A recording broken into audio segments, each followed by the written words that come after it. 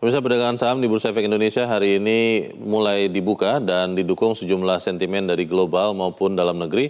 Untuk mengetahui informasi selengkapnya kita bergabung dengan jurnalis Metro TV Ardan Anugrah langsung dari Bursa Efek Indonesia. Ardan, bagaimana indeks Bursa Efek Indonesia dibuka pagi ini?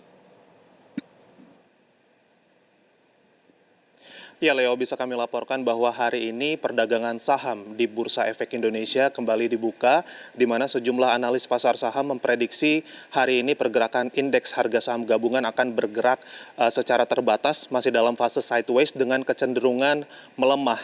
Dan tentunya ini dipengaruhi oleh sejumlah sentimen, tidak hanya dari Timur Tengah, yang mana ini ketegangannya makin meningkat, namun juga ada prediksi bahwa hari ini sejumlah investor masih akan melakukan aksi profit taking jelang libur panjang yang akan berlangsung di hari esok, hari buruh di 1 Mei. Dan tadi pada saat dibuka pukul 9, indeks harga saham gabungan sebenarnya sempat menguat berada di level 7.103. Kemudian beberapa saat setelahnya ini sempat menyentuh ke level 7.109. Namun hingga saat ini pelemahan itu masih terjadi hingga saat ini. Dan selanjutnya kita akan coba pantau dulu, Leo, bagaimana pergerakan indeks harga saham gabungan melalui papan Bursa Efek Indonesia. Dan saat ini sekitar 41 menit perdagangan berlangsung, indeks harga saham gabungan masih terdepresiasi, berada di zona merah, saat ini berada di level 7.003, mengalami pelemahan sekitar minus 1,41% atau setara dengan pelemahan 99 basis poin. Hingga saat ini setidaknya sudah ada nilai transaksi yang tercatat 4,3 triliun, sementara itu ada sebanyak 11,2 miliar lembar saham yang diperdagangkan.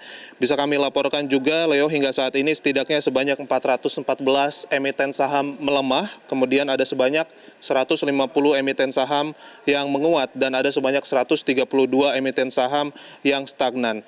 Secara sektoral, dari 11 sektor ini keseluruhannya mengalami pelemahan, Leo, di mana pelemahan paling dalam ini kami perhatikan untuk sektor industrial melemah sekitar 2,59%, kemudian di posisi kedua adalah basic industrial melemah sekitar 2,10%.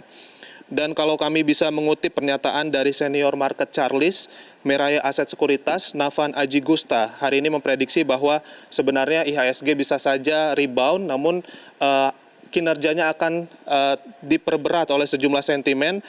Salah satunya adalah ketegangan yang terjadi di Timur Tengah yang kian meningkat. Sementara itu, kalau dari prediksi Navan sendiri, rentang support IHSG hari ini akan berada di 7.014 dan 6.917. Sementara untuk rentang resistensinya ini berada di 7.244 dan 7.346. Sentimennya kembali dari buntunya aksi damai yang akan dilakukan oleh Amerika Serikat dan juga Iran, ini memicu kenaikan harga minyak dunia. Kami juga bisa melaporkan, Leo, kalau hingga saat ini untuk harga minyak dunia sendiri sudah menembus ke level $120 per barel untuk Brent-nya, sementara itu untuk harga WTI masih di angka $106 per barel. Dan selain daripada itu juga kondisi ini dikhawatirkan akan memperlemah nilai tukar rupiah, yang mana pada pagi hari ini nilai tukar rupiah juga dibuka di level 17.340 terhadap dolar Amerika Serikat. Dan kalau dari pernyataan analis mata uang dan juga komoditas, yakni Ibrahim Aswaibi, memang memprediksi bahwa pelemahan nilai tukar rupiah akan dipengaruhi dari sentimen Timur Tengah dan juga keputusan dari The Fed yang masih mempertahankan Fed Fund Rate-nya di 3,5 sampai 3,75%. Leo.